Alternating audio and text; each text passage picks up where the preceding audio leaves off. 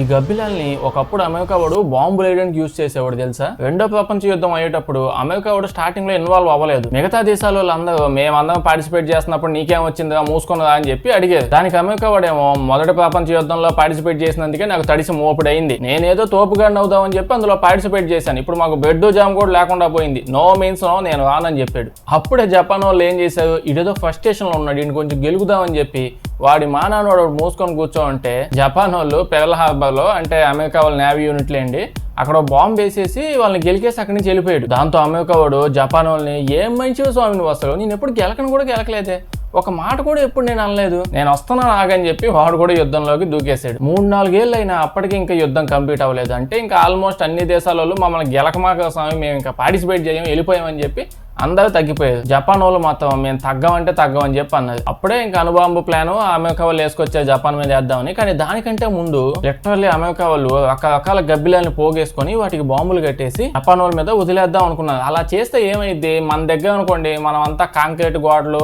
ఇటుక ఇల్లులు ఇవన్నీ ఉంటాయి, అవి మన మీద వదిలితే అవి చిన్న చిన్న బాంబులు లేండి మా అయితే మసంటుకుంటది అంతే. కానీ జపాన్ వాళ్ళు అలా కాదు, సినిమాల్లో చూసుంటారు కదా, వాళ్ళ ఇల్లులన్నీ చక్కలు గోడలన్నీ కాగితాలతో కట్టి ఉంటాయి, 1-2 బాంబులు అయితే చాలు మంటల్లో కొట్టుకుపోతాయి అన్ని. ఇలా కోట్లు ఖర్చు పెట్టి ఆ ప్లాన్ ఎగ్జిక్యూట్ చేసే టైంకి అమెరికా వాళ్ళ ఒక టీం వాళ్ళు వచ్చి చాలు ఇప్పుడు మేము కొండ ముచ్చల్లా పోయి గబ్బిలాలన్నీ ఏదుకొచ్చి గబ్బు పోను చేయాల్సిన పని లేదు, మా అణుబాంబు తయారైపోయింది, మంచి ముహూర్తం పెట్టండి మేము వెళ్ళి వేసేసి వచ్చేస్తామని చెప్పి అన్నారు. దానివల్ల ఇంకా గబ్బిలాల ప్లాన్ ఆగిపోయింది. ఇంకా ఎదవ సచ్చిన వాళ్ళు జపాన్ మీద అణుబాంబు వేసేసేది.